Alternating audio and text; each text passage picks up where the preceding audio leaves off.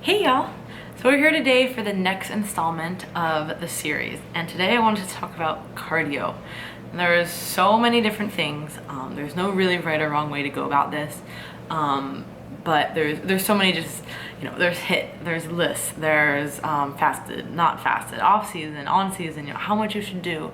There's a lot, and the thing is, recommendations for something like this will change. They should change for somebody who is trying to do the best thing. So for me, I've had changes of opinions over time, from reading different things, but also applying it. Most importantly, I try to be somebody who brings an evidence-based approach, but not to just I don't just, oh, well, it says this in a research paper. Well, I understand what it is to be a competitive athlete and to actually go through all these things as far as physique athlete goes, not anything else. This is not recommendations for, of course, any other sport. But I understand that there is a disconnect with research, because I have done research, and there's a lot of things that can't be studied, and there's also a lot of things that you need research for to understand in the applied sense. So I try to bring those two things together, because sometimes that can get really muddied and people are like, no, I'm a scientist, no, I'm a bro. It's not, it doesn't need to be like that. You need to kind of look at both things, and I try to do a good job at that. So in that sense, you should change your recommendations over time. If you said the same thing, every year in and year out, you might not be evolving properly, right? And there's some things that aren't going to change, there's just founding things. Okay, most likely everyone will need to do cardio to be in a deficit to get lean enough. That's kind of like a universal thing. But the nuances can change, your recommendations can change, and each client is different too, so that also needs to be taken into account. So I'm going to go over different things, HIIT versus moderate, fasted versus not, and how much you should be doing. The thing I want to go over is HIIT cardio versus moderate cardio. And this is kind of the age-old debate. Actually, not age-old, because it's kind of more new, but it's always a debate between people and between groups. So in the research, we're going to go by that, HIIT is very effective, and it's a lot shorter than moderate intensity cardio. That is the kind of amazing thing about it, right? You can do more in less time, or about the same in less time. So it's really cool in that aspect, and that's pretty well understood, right? Now, only issue is, problem number one, there's a lot of people who don't actually know how to perform real HIIT cardio, and they just do intervals. And intervals are not the same thing as HIIT. HIIT is an all-out effort. Think, sprinting on the track, doing all these, over the top kind of things, all out as hard as you can, and then come back down. I find that this can be a problem, because especially when you're dieting in deficit, just because it takes so much out of you, that unless you are conditioned to do that, it can be very detrimental to your training performance. And I'm very big on training performance versus cardio performance, right? So both are very necessary, but I put training a little bit higher than cardio, right? Because I look at cardio more so as another way to get in a deficit, right? I'm reducing calories, I'm increasing cardio. That's kind of how that works for me. Now, if you are somebody who does HIIT cardio in the off season and you have built up a base, what I'll call a base, and then you can perform that very easily, then I think that is a really good option. You're getting a lot of work done in a short amount of time, and it's not taxing the hell out of you, right? Someone like me, for example, I started my prep and I wasn't really doing any cardio besides just light activity type cardio.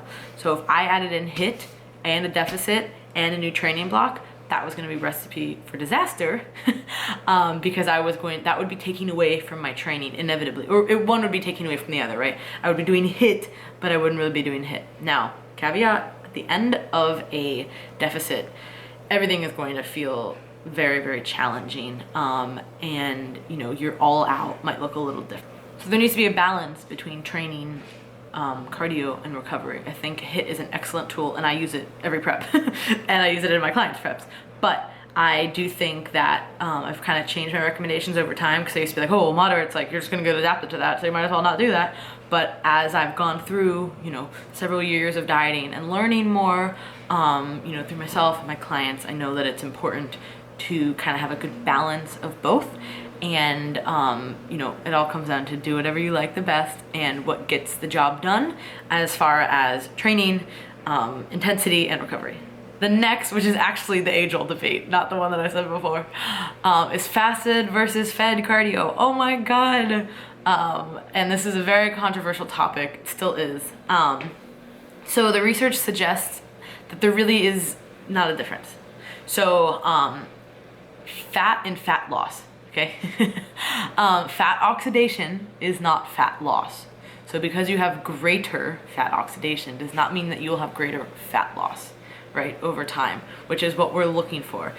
Transient things aren't really as important. They can build up over time, but from what I've read, it doesn't necessarily make a difference. Like there is just no difference. So Brad Schoenfeld wrote a review on this, so look that up. I think it'd be a good paper for y'all. You may have a greater response with fed cardio to be able to give more intensity, whether that's, I would never suggest HIIT fasted, because you probably wouldn't be able to give it, you know, as much as you can. And even with moderate intensity, I mean, there's days where I'm just really tired and you kind of like bag it, you know, and you're just kind of, okay, well, just do this. This is easy. Those are the days where you do a moderate intensity session and you know, you're like, oh, I totally killed it. So every time should be, you know, like you're challenging yourself, unless you're doing really slow cardio just for recovery. Again, totally separate topic. I'm talking about fat loss for physique athletes. You know, and eating will also likely protect your muscle mass, all these things. Now, how much do we know? It's hard to say. And people always crack me up when they say that they're doing fasted cardio and they've actually like ingested calories, whether it's a lot or a little. If you've ingested calories, you're no longer fasting. I actually was somewhere and this girl said, oh, I take this protein powder before my fasted cardio. What? Okay, just think about that. So true fasted cardio, of course, would be no ingestion of any nutrients. I usually don't recommend it just based on the other things that I showed you, but I do know there is exceptions. Some people have to do cardio first thing in the morning because of their schedule and they get an upset stomach when they eat. So what am I gonna do? Force feed yourself and hopefully you vomit while you're on the treadmill? Like, of course not, you know what I mean? So if somebody's in that case and they're telling me I get up at 4:30 and I have a very weak stomach, okay, maybe not. But that is where things that are easy to digest come into play. I would probably, if you do have a schedule that's like that, I would probably suggest either 1 or 2 scoops of BCAAs and a carb powder, so super easy digested.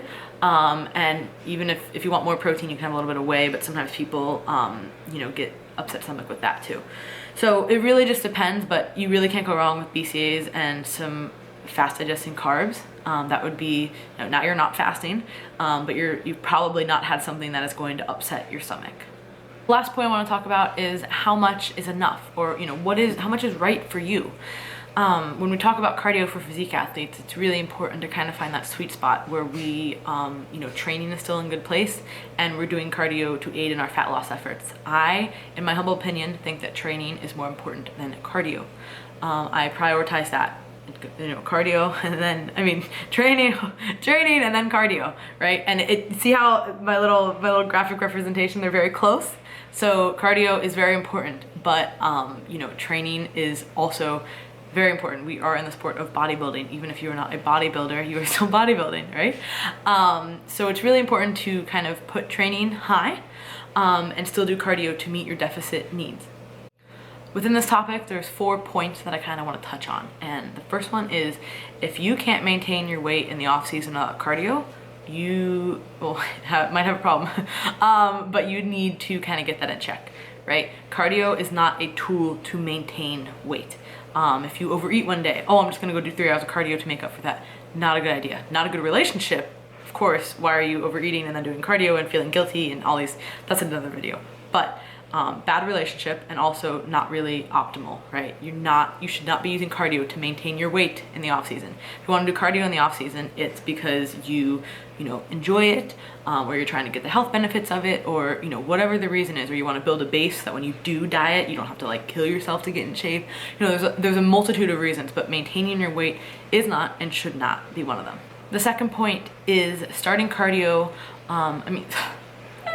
starting your diet with a ton of cardio is also not a good idea. At some point you will adapt. You will always adapt to something. You always adapt to cardio, to calories, you know, your training, everything. Your body is very adaptive. At what point is very different for everyone. Again, there's different responders, and most people fall within this area, but there's the outliers for sure, one way or the other.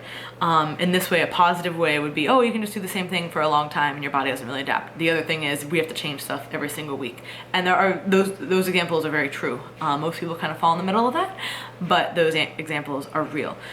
So don't start too high. You need to have a stimulus. You know, you need to have something going on if you're looking for the deficit, but you don't need to start, if you've gone from 0 cardio to, okay, every day do an hour in the morning. Like, that is not a good idea. So definitely run away if someone tells you to do that. And also for yourself, know that is not necessary. The third point, which I've kind of already talked about with like my little bell curve, is that some people will require more cardio than others, and other people will require less cardio than others. And you know, then there are people who fall in between who need kind of like a mixed batch of that. So don't feel like you're doing something wrong if you're somebody who responds one way or the other. You know, sometimes people who get really lean, who don't have to really, I guess we'll say, do a lot. I know that's discrediting their work, but they don't have to do a lot of cardio and they kind of eat relatively high amount of calories. You know, there are those people, right? But then there's also people who have to eat pretty low calorie, do a lot of cardio, and it's not that they do things wrong or that they, you know, whatever the case may be, that's just kind of what they do. I've actually seen, you know, anecdotally, so don't take this, you know, to PubMed, but people who have always consistently done a lot of cardio, whether it's growing up in sport or whether it's just years of competing, those people seem to need more cardio to get lean than others. Like if you have somebody who's been an endurance runner, they're probably going to need a little bit more cardio to get the same level of leanness that they would like to achieve. So again, not everyone, but I've seen that trend happen a few times. So it's something I've noticed. And then there's people, like I said, who can get away with doing like little to no cardio. And that can also change over time too. So it's really important to, you know, understand that your body is transient, and your metabolism is always changing, but don't feel like you're doing something wrong if you are on one end of the spectrum. The fourth point of this video, which I try to always bring home in every single video I do, is you need to do what works best for you, your body, and your schedule. Again, all the points that I talked about, you know, how much should you do? What is right for you? HIIT versus moderate, you know, fasted versus not. If somebody tells me that they have all these certain conditions and they ask me, can I do this? I know it's maybe not optimal, but it's the only way that they're gonna get it done. I'd much rather you do that than not do it. I mean, if it's the case of doing it or not doing it. And I know everyone likes to seem like badass, like, oh, you can just make it work. Yes, in some instances, and some not. Some people have, you know, jobs and things like that, or families they have to take care of. And listen, I gotta get up at 4 a.m. I have to be at the gym at 4:30. I gotta get my training and my cardio done, and I really can't eat before because I get sick. That is like the worst possible scenario. But if that's the only time that person is gonna train and they can't move anything else in their life, I'm not gonna say, well, you know what, then, you know, you're just screwed. You better eat a big meal. You gotta get up at 3 a.m. You better eat. You better go to bed at 6. I mean, there's like all these things, you know, so you have to really do what works for you, and take these points that I kind of talked about and mesh either for yourself or, you know, if you're a coach watching this, yourself as an athlete or a coach, or if you are an athlete and you want to kind of bring this up to your coach, you know, whatever. So hopefully this was helpful and insightful, and we tackled the big, big scary topic of cardio. I might make another video at some point because things change over time, like I mentioned in the beginning. But for now, I think this is very suitable and helpful for y'all. Thanks for watching.